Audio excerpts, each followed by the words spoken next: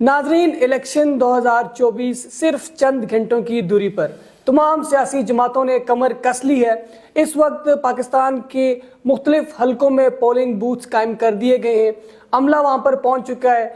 Security کا عملہ بھی وہاں پر پہنچ چکا ہے، اور بس صرف اب پولنگ ڈے کا انتظار ہے اور پھر دیکھنا یہ ہے کہ کون سی جماعت میدان مارتی ہے۔ آج میرے ساتھ موجود ہیں مسلم لیگ نون کے رہنما چودھری خالد منیر صاحب، ان سے بھی بات کریں گے کیونکہ یہ ٹرانسمیشن بڑی اسپیشل ہے، انتخابات کے والے سے بھی بات کریں گے ہم، اور فیوچر میں کیا حکمت عملی اپنائی جائے گی اس سے پہلے بات کریں گے۔ سر، سب سے پہلے تو بہت شکریہ آپ نے وقت دیا۔ 2024 کے جو انتخابات ہیں یہ اپنی نوعیت کے سب سے منفرد انتخابات ہیں۔ اگر ہم ماضی کے الیکشنز کی بات کریں 2018 کی، 2013 کی، تو آزاد امیدوار اس مرتبہ سب سے زیادہ تعداد میں میدان میں موجود ہیں۔ یہ بتائیے گا، یہ آزاد امیدوار جو آئے ہیں ان کا کیا مستقبل ہوگا، آپ کیا دیکھ رہے ہیں؟ اعوذ باللہ من الشیطان الرجیم، بسم اللہ الرحمن الرحیم۔ آزاد امیدوار اس دفعہ واقعی جی بہت بڑی تعداد میں ہیں، لیکن آزاد امیدوار الیکشن جو بھی جیتے گا وہ اس کو کسی نہ کسی پارٹی کو جوائن کرنا پڑے گا، تو اس کے لیے پھر یہ میں سمجھتا ہوں کہ اس وقت جو موجودہ سینیریو بن رہا ہے اس میں تو مسلم لیگ نون انشاءاللہ وزیر اعظم پاکستان میاں محمد نواز شریف ہی ہوں گے، تو ہم امید رکھتے ہیں کہ انشاءاللہ جو ہماری حمایت یافتہ امیدوار ہیں وہ تو راجہ خرم نواز ہیں، ہم ان کو ووٹ دے رہے ہیں۔ مسلم لیگ نون ان کے ساتھ پوری طرح کوپریٹ کر رہی ہے اور ہم جگہ جگہ ان کی لیے حاضر ہیں اور ان کی جگہ ہم کام کر رہے ہیں، تو انشاءاللہ ہمارے حلقے کا تو یہ مسئلہ ہے کہ انشاءاللہ جی راجہ خرم نواز صاحب مسلم لیگ نون کو جوائن کر۔ سر، عام طور پہ ہم نے ماضی کے انتخابات میں بھی دیکھے کہ آزاد امیدوار جو جیتتے ہیں تو وہ زیادہ تر یہی ہوتا ہے کہ وہ جو حکومت بناتی ہے جماعت اس میں شمولیت اختیار کر لیتے ہیں، لیکن اگر آزاد امیدوار کی تعداد زیادہ ہو جاتی ہے، اگر 20، 30، 40 ہو جاتے ہیں اور اگر وہ کوئی پارلیمانی گروپ قائم کر لیتے ہیں پارلیمنٹ کے اندر، تو کیا وہ حکومت کو ٹف ٹائم دے سکتے ہیں؟ دیکھیں جی، جو آزاد امیدوار جیت کے آئے گا اس کو علاقے کے جو اس کے ووٹرز ہوتے ہیں، جو سپورٹرز ہوتے ہیں، جو علاقے کے لوگ ہوتے ہیں، ان کا بڑا پریشر ہوتا ہے کہ جناب ہم نے آپ کو ووٹ دیا تھا، آپ ہمارا یہ کام ہے، یہ مسئلہ ہے، یہ ہمارے مسائل حل کریں۔ تو مسائل حل کروانے کے لیے پھر جو بھی امیدوار ہوتا ہے، جو MNA بنتا ہے، اس کو پتہ ہوتا ہے کہ جی جب گورنمنٹ بنتی ہے تو وہی مسائل حل کر سکتی ہے اور لوگوں کے زیادہ سے زیادہ جو مسائل ہیں وہی حل کر سکتی ہے۔ مطلب کہ وہ جو حکومت بنائے گی جماعت اس میں زیادہ تر چانسز یہی ہیں کہ وہ شمولیت اختیار کر لیں۔ ٹھیک ہے سر، 2018 کی اگر ہم بات کریں، نتائج کی بات کریں، تو مسلم لیگ نون نے نتائج کو ماننے سے انکار کر دیا تھا اور کھلے عام انہوں نے کہا تھا، ہمارے پاس ویڈیو ریکارڈ موجود ہیں، کہ یہ سلیکشن ہوئی ہے، عمران خان سلیکٹڈ وزیر اعظم ہے۔ لیکن ابھی اگر 2024 کی بات کریں، آپ کو نہیں لگتا کہ تاریخ دہرائی جا رہی ہے، عوام کے اندر یہ تاثر پایا جا رہا ہے کہ نواز شریف بھی سلیکٹ ہونے جا رہے ہیں؟ دیکھیں جی، جو ہمارا جو کمپین کا مین ہے کہ یہ میاں محمد نواز شریف صاحب نے جب 2017 میں ان کے ساتھ زیادتی ہوئی تھی، جو اس میں وہ جو ججز ملوث تھے یا جو بھی لوگ اس ادارے ملوث تھے، تو وہ سب لوگوں نے اس بات کو ایڈمٹ کیا ہے جی کہ وہ بہت بڑا ایک غلطی ہوئی ہے ان سب سے، کہ اچھا بھلا ملک ٹریک پہ چل رہا تھا، ملک ترقی کر رہا تھا، تمام ہمارے جو حالات تھے وہ کنٹرول میں تھے، تو اس کے باوجود میں سمجھتا ہوں کہ ان کے ساتھ بہت بڑی زیادتی ہوئی تھی میاں محمد نواز شریف صاحب کے ساتھ۔ اب میں سمجھتا ہوں کہ الیکشن کا ہر دفعہ نا، الیکشن سے پہلے ایک رخ بن جاتا ہے، ایک ہوا بن جاتی ہے کہ جی اب فلاں پارٹی الیکشن جیت رہی ہے، پروپیگنڈا کیا جاتا ہے، پروپیگنڈا آپ کہہ لیں یا کچھ بھی اسے کہہ لیں، لیکن ہر الیکشن سے پہلے ایک آلریڈی ایک پبلک میں نا ایک ہوا بن جاتی ہے جی کہ اب نیکسٹ جو ہے یہ گورنمنٹ جو ہے وہ لوگوں کا۔ دیکھیں جی، میاں نواز شریف کے جو جلسے ہو رہے ہیں، میڈم مریم نواز شریف صاحبہ کے جو جلسے ہو رہے ہیں، میاں شہباز شریف جو کر رہے ہیں، یا جو ہمارے لوکل لیڈرز ہیں، ابھی آپ دیکھ لیں ڈاکٹر طارق فضل چودھری نے بارہکہو میں اتنا بڑا جلسہ کیا ہے کہ وہ ایک ٹھیک ٹھاک جلسہ تھا، بڑا جلسہ تھا۔ جہاں بھی ہو رہے ہیں، سمان میں ہوا ہے، ہمارے جہاں بھی جلسے ہو رہے ہیں مسلم لیگ نون کے، یہ ہم N48 میں راجہ خرم نواز صاحب کو سپورٹ کر رہے ہیں، تو راجہ صاحب کے بھی جہاں بھی مسلم لیگ نون، یہ ترامڑی چوک میں بڑا جلسہ ہوا ہے، یہ کل ہمارا ماڈل ٹاؤن میں وہ چیئرمین صاحب ہیں، انہوں نے جلسہ، بہت بڑے جلسے ہو رہے ہیں۔ تو لوگوں کو نظر آ رہا ہے جی کہ اس وقت جو مسلم لیگ نون کا جو ورکر ہے، جو کارکن ہے اور جو ان کا ووٹر ہے، یہ لوگ متحرک ہو چکے ہیں، اور یہ محنت کر رہے ہیں، یہ اپنی جگہ بھاگ دوڑ کر رہے ہیں اور لوگوں کو باہر لانے کے لیے وہ بھرپور جد و جہد کر رہے ہیں، جبکہ ان کے مقابلے میں جو باقی پارٹیز ہیں ان میں اس طرح کی موبلائزیشن نہیں ہے۔ حالانکہ ان کو مکمل آزادی ہے، میں دیکھ رہا ہوں باہر لوگوں نے پوسٹر بھی لگائے ہوئے ہیں، جھنڈے بھی لگائے ہیں، وہ بھی جلسے کر رہے ہیں، میٹنگز کر رہے ہیں، لیکن ان کی میٹنگ میں 20 25 30 لوگ آ رہے ہیں۔ لوگ سمجھ جاتے ہیں یار ان کے 2 3 ہزار لوگ میٹنگ میں آ جاتے ہیں اور ہمارے 20 25 ہیں، تو واضح فرق سامنے جب نظر آتا ہے تو پھر یہ ہوا بنتی ہے۔ سر کیا واقعی سمجھتے ہیں کہ جو آزادی مسلم لیگ نون اور دیگر جماعتوں کو مل رہی ہے، وہ یہ جو پی ٹی آئی کے امیدوار ہیں آزاد، ان کو بھی اتنی آزادی مل رہی ہے، ان کو گراؤنڈ مل رہا ہے کمپین کا اتنا؟ جی بالکل مل رہی ہے جی، ان کو آزادی مل رہی ہے۔ دیکھیں آپ ایک چیز کو بھول جاتے ہیں جب بھی بات چلتی ہے اس پہ، تو آپ یہ بھی ذہن میں رکھیں کہ ان لوگوں نے 9 مئی کو اداروں پہ حملہ کیا، انہوں نے پاک فوج کے ہمارے جی ایچ کیو پہ، آئی ایس آئی کے دفاتر پہ انہوں نے ایک طرح کی جنگ جو ہے وہ اپنی ریاست کے ساتھ شروع کی ہے۔ اب دیکھیں کسی بھی ملک میں اس طرح، تو پوری دنیا میں، حتیٰ کہ کہتے ہیں جی امریکہ میں بڑی ڈیموکریسی ہے، اس میں بھی وہ جو ان کا تھا پریزیڈنٹ، اس کو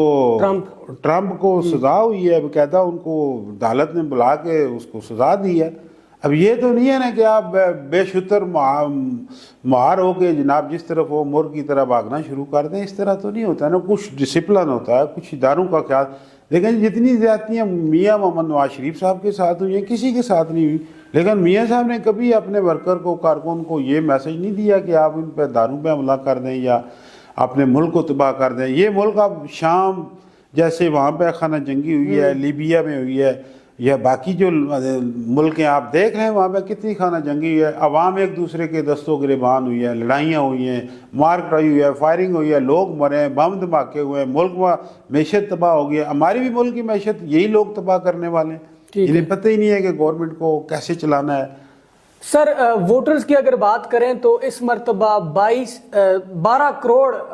لوگ جو ہے وہ ووٹ ڈالنے جا رہے ہیں، کیا لگتا ہے کتنا ٹرن آؤٹ آئے گا، کتنے فیصد لوگ جو ہے وہ نکلیں گے؟ ویسے پاکستان کی اگر تاریخ کی بات کریں تو سب سے زیادہ ٹرن آؤٹ 57% آیا تھا، 57%۔ اس مرتبہ کیا لگتا ہے کتنے % لوگ آئیں گے؟ اوورآل بات کریں گے پھر ہم اپنے حلقے کی طرف بھی آئیں گے۔ دیکھیں جی ہماری جو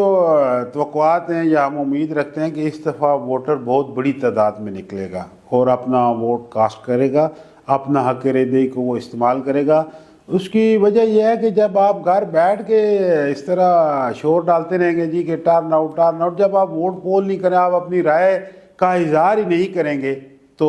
میں سمجھتا ہوں یہ اس ملک کے ساتھ بھی زیادتی ہے۔ جو لوگ اپنا ووٹ کاسٹ نہیں کریں گے، یہ سمجھ لیں کہ انہیں کوئی حق ہی نہیں پہنچتا کہ اگلے 5 سال جو گورنمنٹ ہے اس پہ وہ تنقید کریں یا اس گورنمنٹ کی مخالفت کریں یا یہ کہیں جی کہ یہ الیکشن صحیح نہیں ہوئے، جعلی ہوئے، فلاں ہوا، جو کہ ہمارے ملک کا کلچر بن چکا ہے۔ تو ان کو کوئی حق نہیں ہے، جو ووٹ پول نہیں کرتا اس کو تنقید کا بھی کوئی حق نہیں، ووٹ پول کرنا چاہیے۔ ووٹ ہی پول نہیں کیا تو پھر گلا بھی نہیں بنتا۔ اس حلقے کی ہم بات کرتے ہیں، حلقہ NA48 کی، تو یہاں پر بھی ہم نے دیکھا آزاد امیدوار جو ہے وہ بڑی تعداد میں یہاں پر موجود ہیں، اور صرف پیپلز پارٹی اور جماعت اسلامی کے کینڈیڈیٹ ہیں، باقی تمام آزاد ہیں۔ ہم اگر بات کریں یہاں پر مسلم لیگ نون کی، تو مسلم لیگ نون نے یہاں پر سیٹ ایڈجسٹمنٹ کی ہے اس حلقے میں IPP کے ساتھ، اور ان کے جو حمایت یافتہ امیدوار ہیں وہ راجہ خرم نواز صاحب ہیں۔ راجہ خرم نواز صاحب کے ساتھ مسلم لیگ نون نے حمایت بھی کی ہے، لیکن ابھی لوگوں کا تاثر یہ ہے، لوگ یہ کہہ رہے ہیں کہ یہ مسلم لیگ نون کے رہنما ہوں گے مستقبل میں، اور جیتنے کے بعد یہ مسلم لیگ نون میں شمولیت اختیار کریں گے۔ تو پھر یہ استحکام پاکستان پارٹی کو کیا فائدہ ہوگا، کیونکہ سیٹ ایڈجسٹمنٹ تو ان کے ساتھ ہوئی تھی؟ دیکھیں جی استحکام پارٹی جو ہے وہ بھی ہماری اتحادی ہے، اور ہم خرم نواز صاحب کی اس اتحاد کی وجہ سے سپورٹ کر رہے ہیں۔ تو خرم صاحب اگر جیتیں گے تو وہ ہمارے ہی اتحادی ہیں، چاہے وہ استحکام پارٹی ہو، چاہے وہ مسلم لیگ میں شامل ہو جائیں، یہ ان کی اپنی۔ اس وقت مسلم لیگ نون کی طرف سے ان پر کوئی پریشر نہیں ہے کہ وہ جیتنے کے بعد مسلم لیگ نون میں شامل ہو یا کہیں بھی، صرف اس الیکشن میں آپ کا ان کے ساتھ اتحاد ہے؟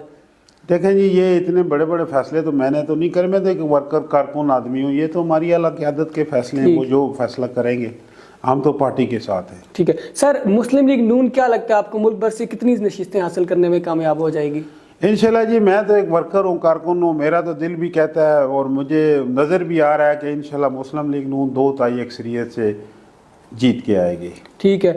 हल्का NA-48 के वोटर्स, क्योंकि वक्त बहुत कम है, चंद घंटों का जो वक्त है वो रह चुका है, इस वक्त आपको वोटर्स देख रहे हैं, स्पेशली हल्का NA-48 को, क्या पैगाम देंगे उनको? वोटर को यही पैगाम है जी कि अपना पुरअमन तरीके से अपना वोट कास्ट करें। इलेक्शन आते जाते रहते हैं और एक दूसरे से ज़ाती दुश्मनियाँ, ज़ाती जो मुखालफतें हैं उसको परवान ना चढ़ाएं और भाईचारे की फ़िज़ा कायम रखें। तो इलेक्शन में हार जीत भी होती रहती है, कभी पार्टी को जीतती है कभी हारती है, तो इस पर दिल से नहीं लगाना चाहिए और पुरअमन तरीके से भाईचारे से अपना वोट कास्ट करें। सर, इस्लामाबाद का हल्का NA-48 बड़ा इम्पोर्टेंट हल्का है और यहाँ पर भी सियासी सरगर्मियाँ बड़ी ज़बरदस्त हैं। आज़ाद उम्मीदवार हों या पार्टी के हों, हमने देखे कि राजा खुर्रम नवाज सर भरपूर तरीके से कैंपेन में उन्होंने हिस्सा लिया, डोर टू डोर कैंपेन की। मुस्तफ़ा नवाज खोकर साहब को हम देखें, PPP के जो यहाँ पर रहनुमा हैं असद चौधरी साहब, उन्होंने ज़बरदस्त कैंपेन की। जमात इस्लामी के मलिक अब्दुल अजीज़ साहब कैंपेन कर रहे हैं, सब जोर लगा रहे हैं। आपको क्या लगता है कौन इस हल्के में सबसे स्ट्रॉन्ग कैंडिडेट है और ये किसके सर सजेगा ताज? देखिए जी, ये तो गैप की खबर तो मैं दे नहीं सकता, लेकिन एक चीज़ है कि सारे कैंडिडेट्स अपनी जगह पर सब लोग मेहनत कर रहे हैं, इलेक्शन जो लड़ रहे हैं मेहनत कर रहे हैं, भाग दौड़ अपनी जो है वो पूरी कर रहे हैं। लेकिन मुझे जो नज़र आ रहा है कि इस हल्के से वो हमारा कैंडिडेट भी राजा खुर्रम नवाज है मुस्लिम लीग नून का, और मुझे ताज भी उसी के सर पर सजता हुआ नज़र आ रहा है। और राजा खुर्रम नवाज जितनी भरपूर तरीके से कैंपेन कर रहे हैं उसके मुकाबले में इतनी भरपूर तरीके से किसी दूसरे उम्मीदवार की कैंपेन नहीं चल रही। ठीक है सर, अब फैसला तो अवाम ने करना है। बज़ाहिर तो हमें जो ग्राउंड नज़र आ रहे हैं, ज़ाहिर सी बात है लोगों ने कल फैसला करना है कि वो किसको अपना लीडर देखना चाहते हैं। फैसला कोई भी आए, क्या आप उसको एक्सेप्ट कर लेंगे? देखें जी, हम तो शुरू दिन से ही कहते हैं कि जी जब तक हम एक दूसरे की उस मैंडेट को एक्सेप्ट नहीं करेंगे तो मुल्की हालात जो हैं वो ठीक नहीं होंगे। अब ये 75 साल से हम एक दूसरे को यही कहते आ रहे हैं कि इसने जो जीत जाता है, जो हारता है वो कहते हैं धांधली हो गया, जो जीत जाता है वो कहता है फेयर इलेक्शन हुआ। लेकिन मेरा ख्याल है कि अब लोगों को भी और आवाम को भी एक पेज पे आ जाना चाहिए, जो जीत जाए उसको सबको तस्लीम करेंगे ताकि हमारे मुल्क की हालात बेहतर हो सके। बहुत शुक्रिया सर, चौधरी खालिद मुनीर साहब की गुफ्तगू आपने सुनी और सबसे जो इम्पोर्टेंट बात इन्होंने की वो अमन का दर्स दिया। इलेक्शंस होते रहते हैं, सियासी मुखालफत सियासी अपनी जगह पर है, लेकिन ज़ातियात पर ना है, पुरअमन रहे, वोट डालने के लिए ज़रूर आए और पर्सनल किसी के साथ ना हो, अमन के साथ जो है वो वोट कास्ट करें और अपने लीडर के निशान पर मोहर लगाएं।